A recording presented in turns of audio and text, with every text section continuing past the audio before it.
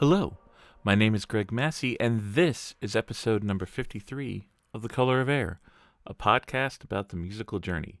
And first of all, happy Thanksgiving, as not only is this episode coming out on the Thursday of Thanksgiving, but I'm actually recording this intro at probably the very last minute possible, Thursday morning, right before I have to get started cleaning and cooking.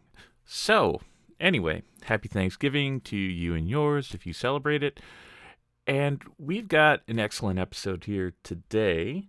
My guest is Marie McAuliffe, who is one of the members of the band Mesa as well as Putrescine. Now, I first encountered Marie because in terms of social media, I would see her responding to various posts under the name Marie of the Well. And I'm kind of vain enough, I try not to be, but I am vain enough that if somebody names themselves or their screen presence after one of my musical projects, I'll probably take notice. And so that was kind of my first introduction to her. And then it was former guest of the show, Jen Taiga, who kind of mentioned, hey, you should check out her music. It's really, really good. And so I went and I listened to Mesa and I listened to Putrescine, and I loved it. So cool. And so when it was time to start recording podcast interviews again, it was just, I think I've said this on a bunch of these newer episodes, it was a no-brainer. It was someone who I was really interested to talk to not just to talk about why she named herself after Malton of the Well, but, you know, just to talk to an artist, an up-and-coming artist who's making music that I really enjoy and that I really think is unique and interesting in the current music scene. Anyway, so here is my interview with Marie. And I will apologize in advance because I think on the day of this interview, I don't know if it's that I didn't have enough coffee or something, or didn't get enough sleep that night. I don't know. But, you know, my brain was just, it was just like mush that day in terms of, you know, my mental processing power. So editing it was fun because there was a lot of ums and likes and you knows, and and I was just like, I don't understand, you know, how this happens. But, you know, Marie was awesome. It was a great guest, and it was awesome talking to her about the musical inspirations behind her projects, as well as kind of the lyrical content of both of her projects and the kind of, you know, social commentary that she puts into the lyrics, either through kind of more of the allegory or metaphor of the Mesa concept, or the kind of in-your-face lyrics that she utilizes in Putrescine. And it's cool to see that her projects are gaining traction. She's had releases on Realm and Ritual and on Tridroid Records. And, you know, it's awesome to see how far she's come, and, you know, hopefully see how much further she'll go. And I really appreciated her time, and I really enjoyed talking with her. So here is my interview with Marie. And to start things off, here is a track off of the last Mesa record, Collapse, and this is called A Stone Bridge of Folly.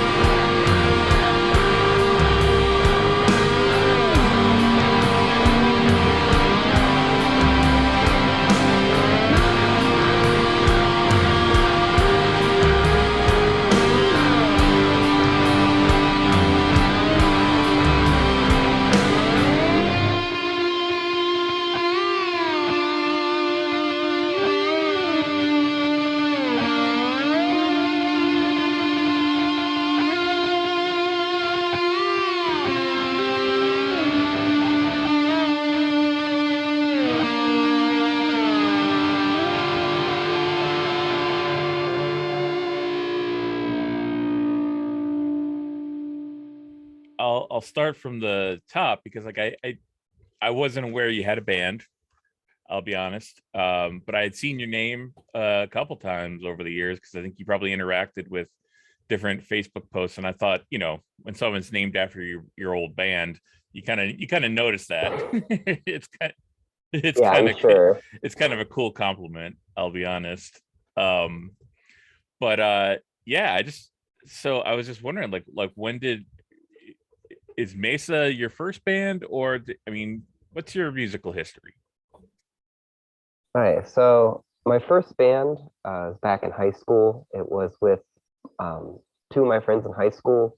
It was called Ex Oblivione. It was like Gothenburg, Melodeath, nothing too adventurous or original. Um, we never got anything recorded, just played a bunch of shows. And then, of course, after high school, people get adult lives and grow apart. And so from there, we broke up. And from that point, I was just kind of doing solo stuff for a while under different names. But I eventually released stuff under the name Sinra, which was more like the same kind of melodic death metal style, but with like synths and stuff introduced. Okay.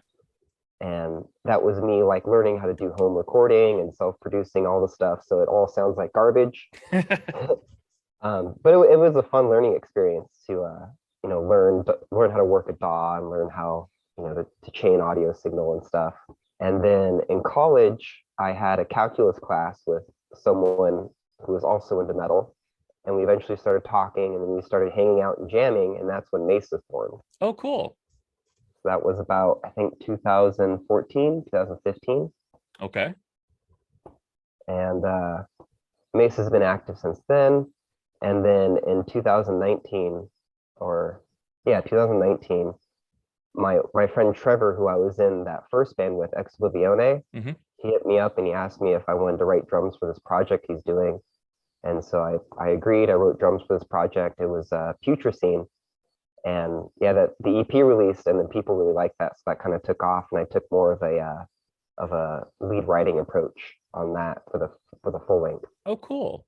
I was listening to all the Mesa records today while I was cooking scones, which you do in this household.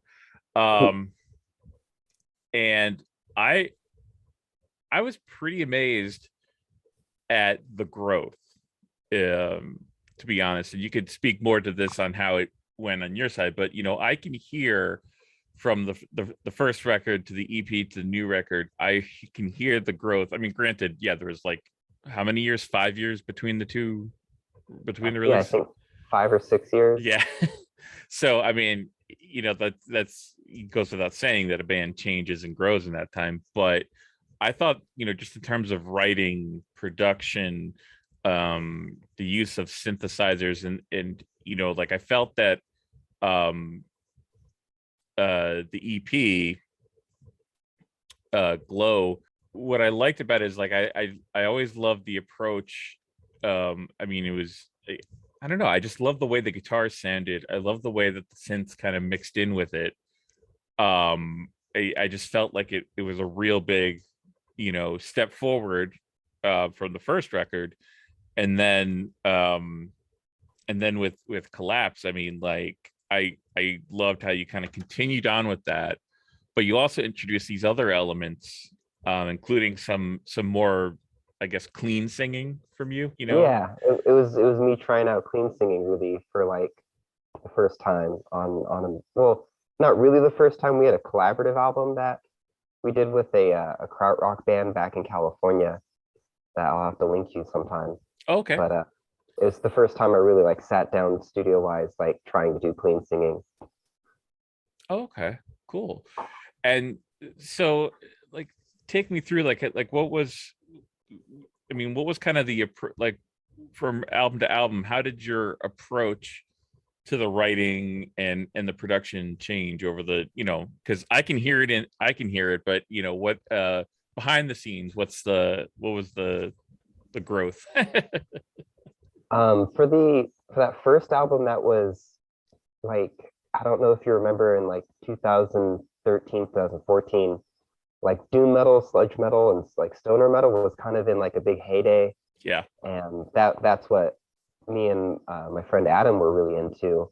And so we were like, we're gonna start, just like a kind of traditional sludge band, maybe have a little bit of like synth interludes in it, but we're like a sludge band. We're gonna try to play live and like have the big wall of sound, fuzzed out sound. Um, and then as we kind of hit the limit on that, we started getting into more diverse music. We both got into more electronic music. I actually got into Maudlin of the Well after that first album came out, and I think the writing from that point on really changed. Like I remember for Glow, all those songs were written during the creation uh, writing process. Hmm. Like those were just extra songs that were left off the album because we didn't have time to record it and finish them. And so I actually reworked them entirely to have that new like synth heavy, atmosphere heavy sound that Mesa has now. And I think it really was just digging into those new influences and like the expanded musical horizon stuff. Yeah, that always is the case, and like and it's funny mentioning that, but it's like, when I hear it as a listener, I don't necessarily hear it as like it doesn't sound to me like, oh, they're borrowing this idea from this band or what have you. It just sounded more like, oh, this is just they're growing and they're learning how to do new stuff within the context of their songs, and it really works. um so kudos to you for that, because it sounds awesome. Thank you. And the one thing, I don't even want to say comparison, because I think it's wrong to do that necessarily, but I will say Glow, like the sound of the guitars and the sound of your vocals on that, it kind of reminded me of Julie Christmas a little bit, of the, Really? yeah, like the solo record she did, um whose name I'm forgetting because that's what I do. I'll just look it up on my phone while I'm talking. The Bad Wife. That's right. That the what that it, and when I say it reminded me of it. It did, again. It didn't sound like like you were like taking her, necessarily her riffs or her side, but just it reminded me of it. Just, and it might just be in the attitude too, because I felt like there was like a real, in the vocals especially, like a really cool, like vibe to them. If that's the best way I can describe it. It's really funny you mention that because this is now like almost a tradition of people will compare artists to Mesa, and there'll be artists that I don't listen to, funnily enough.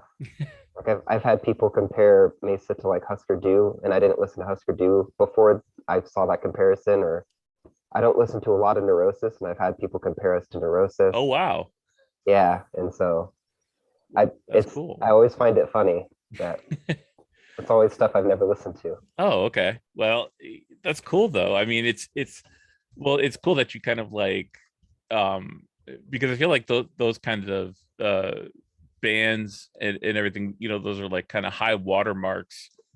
Um so like, it's to me, I think, like, being compared to Neurosis and not necessarily being into Neurosis, or sorry, or at least not having a lot of experience with them, like, that's probably like a super high honor.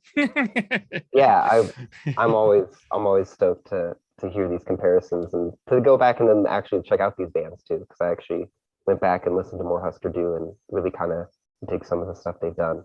Yeah, that's cool. Yeah, I recently just got into Husker Du a little bit as well, like the last 5 years or so, just because it's so easy to check out bands now, with YouTube Oh and yeah. and Spotify. I didn't have that growing up, but um, but I won't get on my old man horse, because I feel like I do that a lot in these interviews, and I got to stop uh, complaining about how much easier the youth have it today. Um, but yeah, that's an interesting comparison. I didn't even think of that myself, but that's pretty cool though. As of right now, is Mesa, it's just a two-person project, correct? Like, you have, Yes. do you So, play live with it? I would love to play live at some point. The music is would be a lot to try to um, pull off live. I feel like I would need, you know, two guitarists, a bassist, a drummer, and then like two people doing synths and samples and stuff. Yep, I can see that. So, and trying to wrangle up all those people into one location, it seems like quite the task. And maybe at some point I'll have the means to assemble a live performance and maybe do a couple one-off shows, but I don't think Mesa will ever be a touring band. Yeah, that makes sense. Yeah, that makes sense. I mean, I mean, it's coming from someone who has had experience with 8 or more members in a band. It's tough. Yeah, I can imagine. It's really, really tough. Not even just for live shows. I mean, just getting people on the same page. And I think, like, if it's just the two of you and you have this kind of,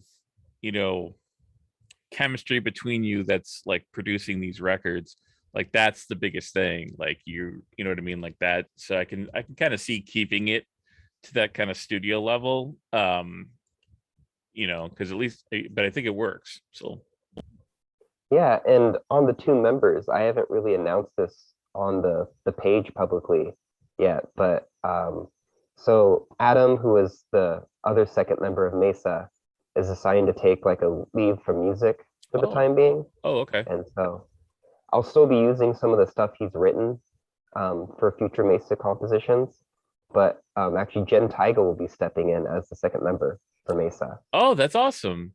So like I have someone even, more competent with like synths and stuff to help with the next Mesa stuff. So I think it's going to be amazing. Oh, cool. I didn't know that. That's awesome. Yeah, I'm actually about to edit my interview with Jen that I did a couple months ago. Nice. For the podcast. That's awesome. And do you have new music?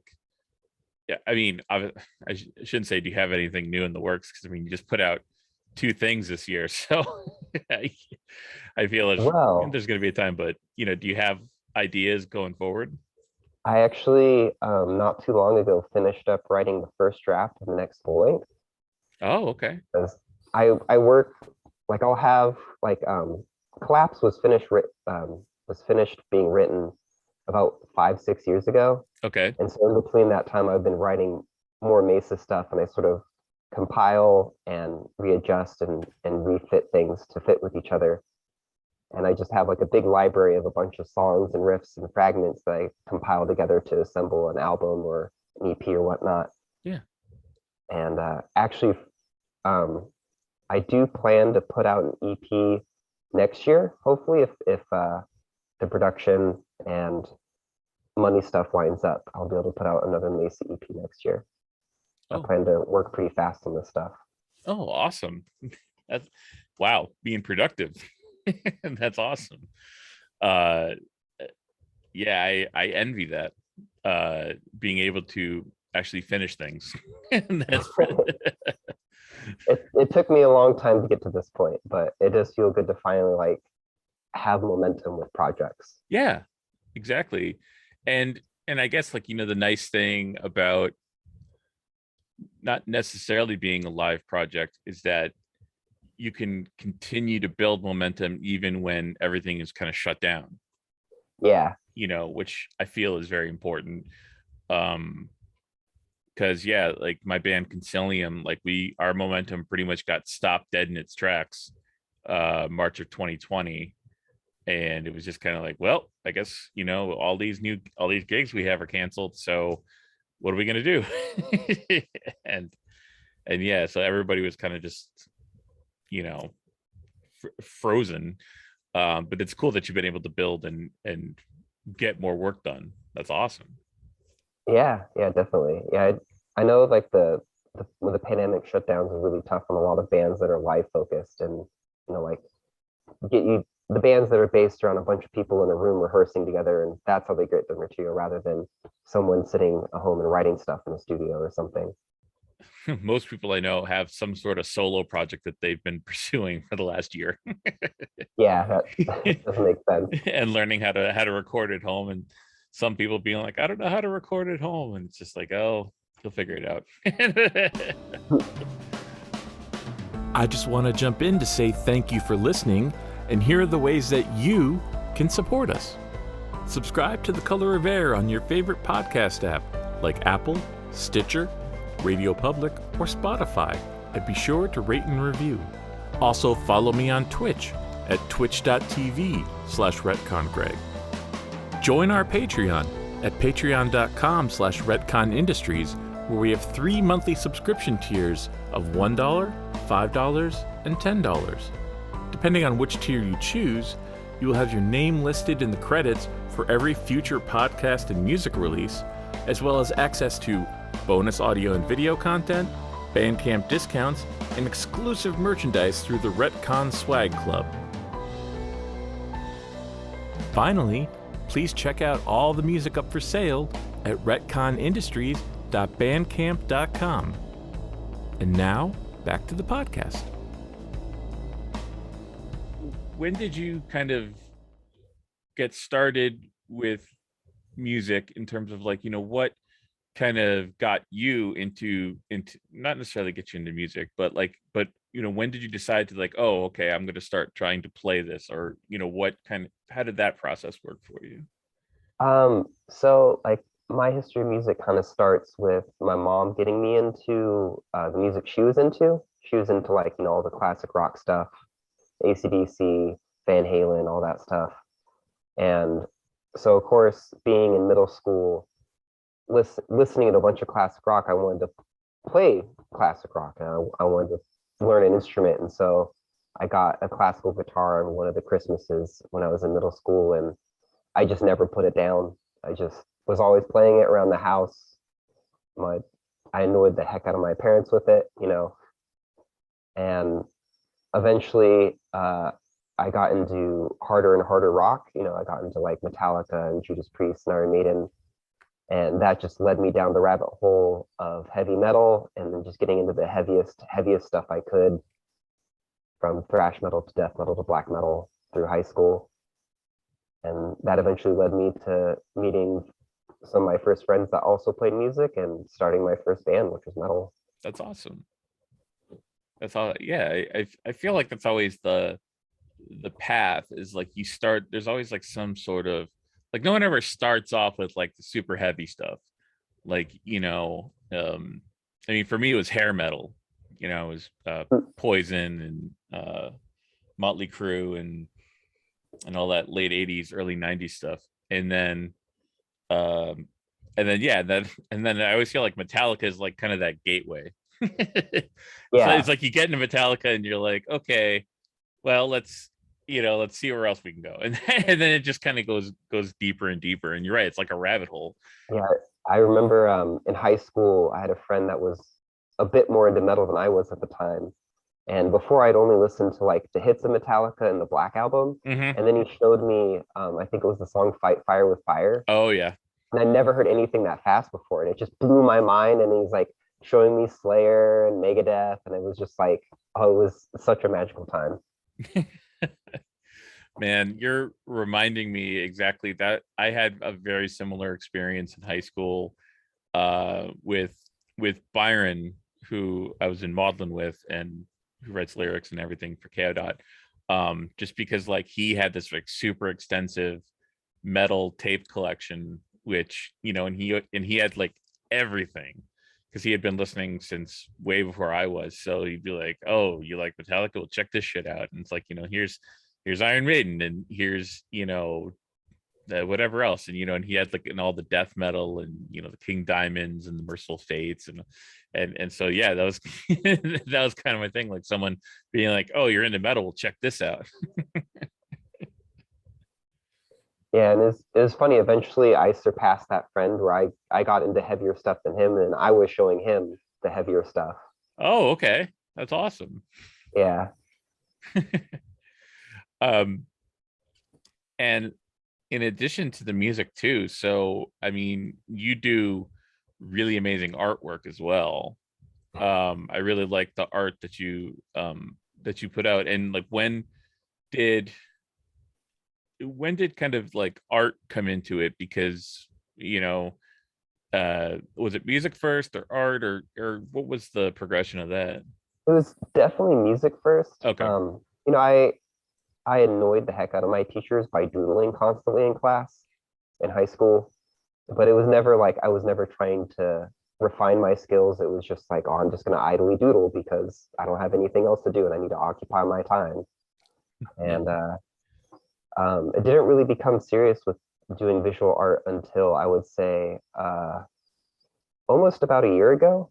Oh I wow. um I just happened to buy some illustration pens from a bookstore, and I took a trip to go take care of my roommate when she had surgery, and I just decided to start illustrating stuff every day, and that just sort of carried over until I started buying paint sets and got some paint supplies from my aunt, who is a more accomplished painter. And I sort of just stuck with like, do an hour a day, do X amount of time a day. And eventually I got better and better. And now it's like a kind of therapeutic. It's a good way to work through a lot of stuff. Oh, cool. Sit down and paint.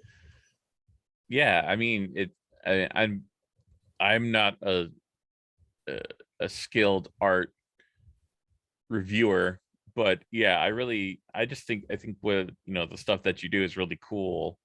Thank you. I know that's kind of a very simple way of putting it, but I feel like it evokes a lot of different stuff when I'm looking at it. And so were you responsible for the covers for the last two Mesa things then? I do wish I was that good, Oh, okay. but that was Carlos Agres. I think that's how you pronounce his last name. Okay. But he's a really good watercolor painter. He's probably like honestly the best watercolor painter in like the metal album cover game right now. Mm-hmm. He's done work with Teeth and a couple other bands, but Oh, yeah, cool. he's probably going to be my go-to guy for art until I feel good enough to do my own art. Okay. That's cool. Yeah, I wasn't sure. I didn't want to assume, but I figured I should ask Yeah, anyway. I wish I was that good. Yeah, You're getting there. You're getting there. Don't worry. yeah. Give me like once I've been working on art, as long as I've been working on music, I'm sure I'll be able to accomplish Oh some yeah. pretty good. Oh yeah. Yeah. The whole 10,000 hours bullshit. Yeah, Well, that's cool though. I do think you're making a lot of cool progress with the art. I mean, yeah, I enjoy looking at it when you post new ones. So congratulations. That's really awesome. thank you, thank you. Other than Mesa and Putrescine, do you have any other music projects going on? Yeah, so I have um, a solo electronic project called Gigas is Wounded, Oh, okay. which is sort of it sounds like video game music, but it's kind of all over the place between like noisy stuff and more like dance music. I'm currently working on a full length right now for that, but it's very like back burner. It's very like my last priority as far as I have all this other stuff I got to write and work on. And the Gigas of Wounded is just like my own for fun stuff. Okay. And then I do have another project that I'm writing for right now, but probably won't see the light of day for like maybe a year or two, Okay. just because progress is slow. With Mesa, you guys got so you had a tape release on Realm and Ritual. Um, Other than that, is everything you've done is self-released? I'm guessing, right? Pretty much, Yeah. yeah. I have kind of a weird philosophy, and I want my music to be available digitally free. Like no Okay. matter what I do, I want if I have control over, I want it to be freely available online for people to download. And so being independent in that regard gives me that power to have my music be freely available. Okay. Oh wow. I've never actually heard that as a as a music philosophy, but I find it very cool. Because I mean I know the whole digital pay what you want thing has been in place, since Radiohead did it. And I never know how people actually feel about it, if they feel it devalues the music or not. But in your case, is it more just, or what is the reasoning behind it? I guess is the best way to put it. For me, it's just like I remember growing up and getting into music and being broke, and so having to pirate a lot of music that I wanted to listen to. And so I like having my music freely out there. If someone's going to pirate it, well, they can just go to my Bandcamp, download it for free, and then follow my Bandcamp or like be more connected with the band as opposed to going to some piracy site to download my music. Oh yeah, that's true. Yeah, own it. Hmm. And also when like when I was first getting into Bandcamp, I loved bands that had stuff for pay what you want, and they would encourage me to download their stuff and listen to it. Where if it was $7 or so, I wouldn't do so otherwise. When it comes to kind of the home recording aspect, I know on your Bandcamp you mentioned hailing MIDI. Yeah, I love doing that little kind of semi-ironic nod. It's I write everything in a MIDI tablature program, and Guitar then Pro? everything, yeah, Guitar Pro. Okay. I love Guitar Pro. It's taught me so much. And then most of the synth work for all the Mesa stuff so far has been MIDI run through a synthesizer, then recorded back into the DAW. Okay. So, and also I love just saying "Hail MIDI" because it's the thing that MIDI is so frowned upon in everyone's like real live performances. Yep. No one wants to program anything. Yep. Well, I appreciate that because I know sometimes I feel I rely on MIDI so much for everything I do. People have to be honest with themselves, and depending on their situation, I mean, my basement here, I can't have like a full setup. I definitely can't have a drummer in here. It'll annoy my neighbors. So yeah, you have to kind of rely on MIDI for the, for certain aspects of what you're doing. Yeah, absolutely. And I will say too, just kind of on that topic, I mean, I thought the drum sounds and the drum programming on the Mesa stuff was like very, very good. I hate to say it sounded like the real thing, but it really did sound, like it sounds very intuitive and organic. It didn't sound like you were playing to a drum machine or anything like that. So, were you very painstaking with that process? Yep, pretty painstaking. I at one point back when I lived in California, I had a drum set, and so I actually drummed a little bit. I never, got any chops down or anything. I just sort of drummed for fun, and so I had an idea of how to play a kit, and then I would sit down and really try to write and humanize as much as I could. Mm-hmm. And then the other half of it sounding really good is just the production. Like Rolly, who did all the mixing and mastering for Glow and Collapse, he's really good at getting drums to sound really good. It sounds super heavy and really just on point. I feel like I just keep saying, hey, this is amazing. This is amazing. This is amazing. So I hope you don't mind the compliments. Thank you. I very much appreciate it. I just like when there's, shouldn't say there's not many, but like, whenever I see a new band, especially one who's kind of, obviously has had some influence from a project I was involved in. I like seeing how it turns out, and I was really pleasantly surprised by the Mesa stuff because I didn't know what to expect, and it was I just thought it was a really cool record, and so more compliments. Thank you. Yeah, I've always been on the hunt for more stuff that's influenced by Moblin. Just like that idea of like more free kind of dreamy music in metal, which I don't hear a lot. There's only a few bands that I've heard that kind of touch on that. And so I wanted to bring that aesthetic more into metal, that like free dreaminess of it. I'm trying to think. I remember, or at least like I remember 2001, 2002. No, it had to be after the albums came out. So maybe 2003, 2004 or something like that. I don't know. There was a band who contacted us and they called themselves Sleep is a Curse. Oh, wow. But I don't think they ever had anything out, at least nothing that I remember hearing. So I couldn't tell you if they were any good or not. I've never come across that name before, so I don't think. Yeah, I don't think they're still at it. Yeah. Yeah. Yeah, I don't know too many off the top of my head, at least no one that's contacted me. So, I'm sure they're out there somewhere. I know there are people on YouTube that are playing my guitar solos better than me. And I had to go back and look at, when I was trying to relearn them, I had to go back and watch their videos and be Oh my like, God. how are you playing it? I forget. So in terms of your kind of recording setup from a producer standpoint, what are you using to get the really amazing guitar tones on the Mesa stuff? Because they sound super thick and heavy. I think that is probably just Rolly again with Okay. he did Glow and Collapse, and we just recorded DI into an interface, and then he reamped it through various different amps he has in his studio. Oh, okay.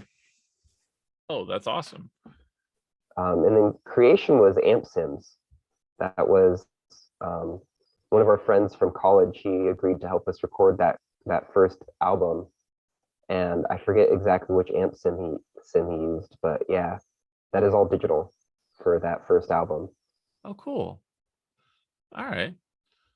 Yeah, yeah, I mean, everything I do is amp sim now too. So I mean, they're really good. they've gotten much better than they used to be. It used to be really frowned upon to use them, but now, it just makes everything so much easier, and it makes things easier to get like a really decent tone, or at least, production value to your guitar parts now. So um Yeah, but that would make sense that if Rolly put it through an amp, reamped it through, an actual amp, because I was gonna say it had a very, I was gonna ask what amp sim you use because it sounds so good, it sounds so authentic, but I guess it would probably was through a guitar amp. yeah. I forget the exact amps he used. I know he ran. I know he used three different amps for Collapse for the guitars, depending on the song. I know he used a Mesa Boogie on some of the sludgier parts, but I don't remember the model on it. I'll have to ask him about that. Oh, okay, that's cool. Yeah, yeah, it's making me yearn for the times of being in a studio and being able to play through a huge amp, or at least being in my rehearsal space and playing through a huge amp. I didn't get a chance to look at all the lyrics really in depth, but is there a definite, is there a specific kind of um theme you're going with lyrically with the Mesa stuff? Is there, can you speak to that? Like, what are you trying to explore in the lyrics on the Mesa stuff? Yeah, so Mesa has sort of a continuous concept behind it. So creation is like the creation story of these like old gods that created the world. Glow is sort of an amendum to that, introducing like more gods to the pantheon, and then Collapse is uh, the sort of like humanity losing touch with those old gods and those old gods dying through technological advancement, and it's sort of an analog towards like environmental destruction and collapse under capitalism. And is this story going to continue with the others? With Oh this? yeah, it will be continuing through probably the rest of Mesa's releases. I don't know. I don't know how I feel about my lyrics and stuff, so many years from now, but at least with the stuff I have planned, it will be continuing the same uh, general theme of these like old gods and this pantheon and humanity's connection with nature and the destruction of capitalism and stuff. Excellent. And well, I mean, in that, that it's cool hearing that, because that allows, I feel like that allows you to just kind of go in lots of different directions with it musically too, as the story progresses. If you're adding, like new gods, new characters, or they're going through different things. I mean, that kind of leaves things very open on your end too, where it's not, so I'm kind of interested to hear how the new Mesa stuff shapes up. Yeah, I'm curious to see where um, ultimately it will lead to beyond this first draft and my initial ideas for stuff. With Future Scene, the themes are a bit more concrete. It's It's explicitly like anti-fascist, explicitly anti-capitalist. And it's really cool to have a platform to be like very overtly queer and open about some of the stuff I've been through. Yeah. So like, we have a song that's just off one of our singles as a bonus track. It's a song just about like killing turfs. Or I have a song about loving yourself or loving your body as a trans person, which is like, I know, to me it's cool to play metal and to have songs about that rather than just like, zombies and gore and stuff. Yeah. I think metal resonates more with people when you actually do speak about certain things. And this is the kind of stuff I would enjoy hearing about. Like, this is the kind of stuff I enjoy, learn, because I want to learn about people and their experiences, again, rather than zombies and gore. Mhm. So I appreciate that a lot. Yeah, I'm really glad to be able to have that platform in Putrescine to like, you know, write, the music is death metal, but the lyrics can be kind of whatever I want them to be, Yeah. or whatever we want them to be, and really kind of challenge what the norms of death metal lyrics can be. It reminds me, not lyrically, but it just, like, do you know the band Castrator at all? No, I have not heard of them. So I think there was some drama, and maybe they're not, or they're doing something different now. I don't know. But it was a metal band. It was started. Um, One of the people was from Massachusetts. But yeah, their whole thing was it was an all female band, and they wanted to basically use the lyrics to express problems with men, basically. And it was all just like them describing their experiences and bringing it into kind of a death metal framework. But um again, just it's yeah, I think metal works better when you're doing that. Like, we need to broaden the scene um and like I said, challenge the norms. Yeah, I'm gonna have to definitely check that out. You have to send me a link to that because that sounds awesome. Yeah. Yeah, they were very good. And they performed on stage and they had like a stage prop which was an actual castration device. Damn, that no, that's death metal. I love that. And yeah, I think because they're like just threatening, yeah, threatening anybody in the audience, basically. And it's cool that you brought that up. I never know how to bring up topics like these in conversations, because I definitely want to be respectful. How is it for you, like, from your perspective, coming up with the metal scene, like, in terms of you coming into your own identity, and then again with kind of I don't want to say norms, but you know what I mean, like, the kind of generic kind of metal tropes that are presented to you. Yeah, it was at first a bit challenging because I didn't have a lot of support from my metal friends. Not that they were like a lot of them were friendly towards me, but they just didn't really know how to react and to process stuff. But overall, I say like there's a good chunk of the scene that's really good and really supportive, and there's a good chunk of the scene that's very hostile towards like queer people and stuff. And I feel fortunate that at least now there's a chunk that exists that's very open and welcoming and good, very supportive for who I am and what I am.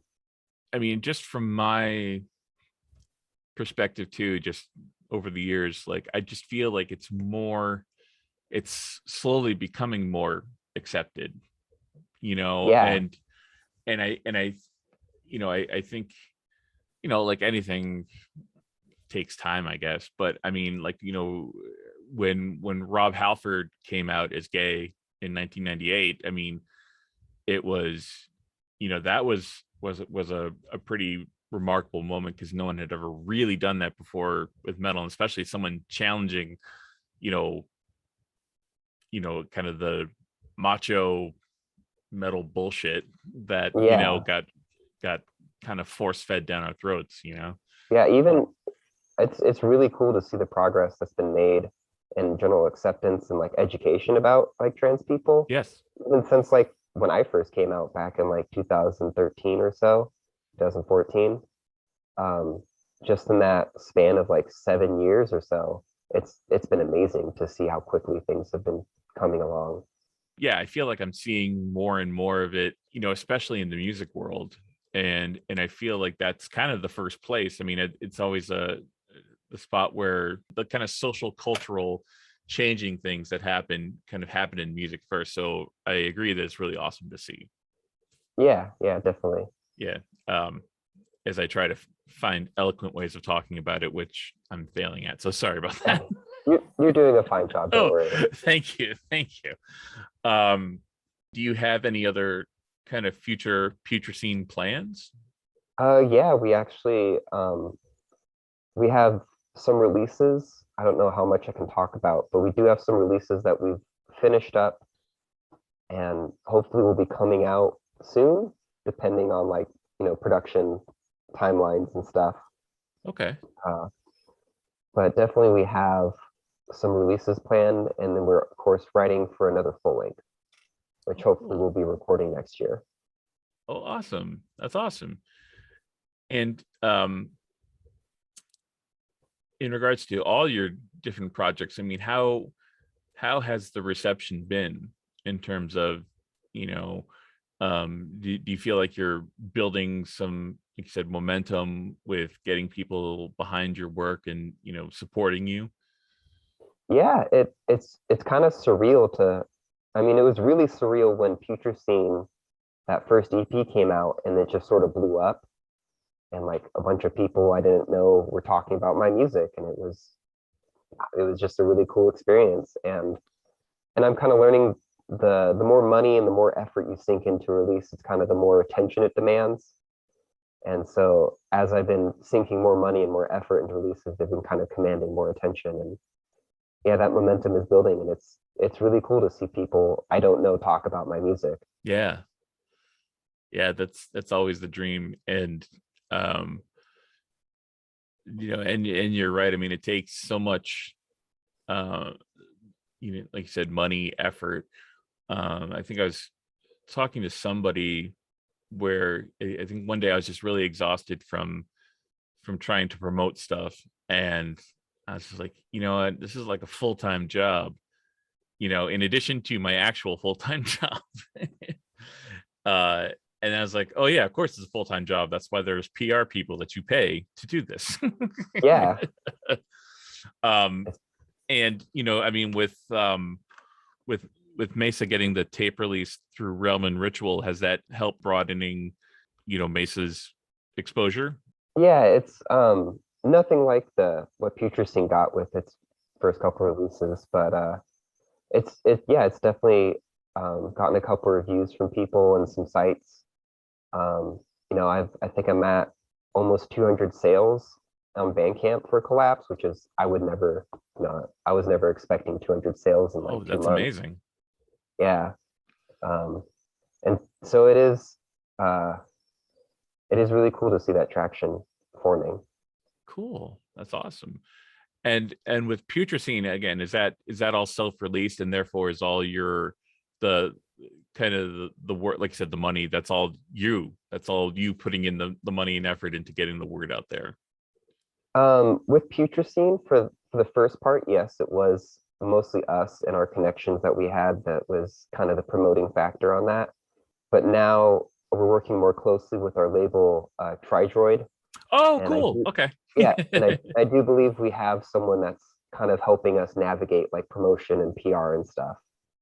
Well, that's awesome. Oh, Tridroid, I've been hearing so much about them this year. I feel like they're Oh, kicking it up, and they keep knocking it out of the park. yeah. Like Violet Cold came out through them, Underdark came out through them, Feminazgul came out through them. Like all these up and coming bands from the scene are just all on Tridroid. It's really awesome. That's something I guess I never really thought about myself until recently, that it's not just the music necessarily. as weird as that sounds, but it's not just, the fact that the music exists, but a lot of times it helps to have it or be part of a label that's known for curating really good artists. You know what I mean? Whereas if you put out a Putrescine record on your own, like, I'm not saying it like it wouldn't. Obviously, you put effort into promoting it and everything like that, it'll get attention, based on the merits of the music alone.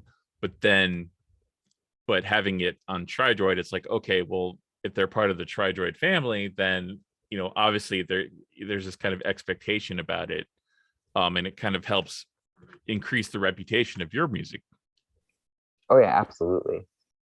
I mean, that was the whole thing with KO.2 with being put out on Zodic Records back in 2003. It's like it opened up this whole other,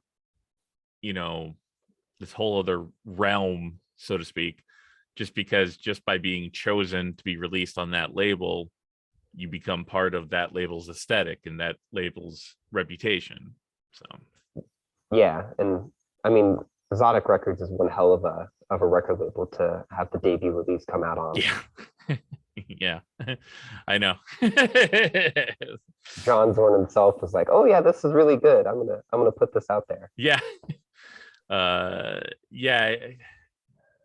Yeah. I was telling somebody, because I always felt a little weird in that circumstance, only because I was never the avant-garde guy in the band. And so, you could say, "Oh, John Zorn really likes your music," and I'd be like, "Okay." Like his name doesn't really register with me in terms of, like, I can't relate it to, like, oh, that record he put out and blah blah blah. Which come to now I know about it, but back then I didn't, and I was just kind of like, all right, cool, I guess. Like, this guy in camo pants wants to mix our record and release it. That's cool.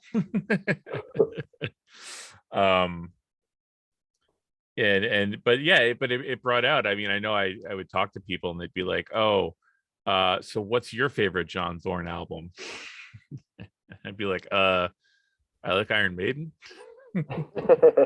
And so I felt almost kind of a imposter syndrome in that regards, because it's just like you have this aesthetic of being very avant-garde, very arty, but in terms of who I actually was not that guy. Yeah, sort of a stranger to that land.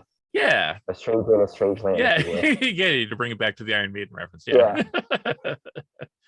Very much so. And like, yeah, I think I remember even getting like somebody drawing attention to the fact that at some KO gig I was wearing a Blind Guardian t-shirt, and like making it sound like I was kind of an idiot for doing it. And I'm just like, sorry.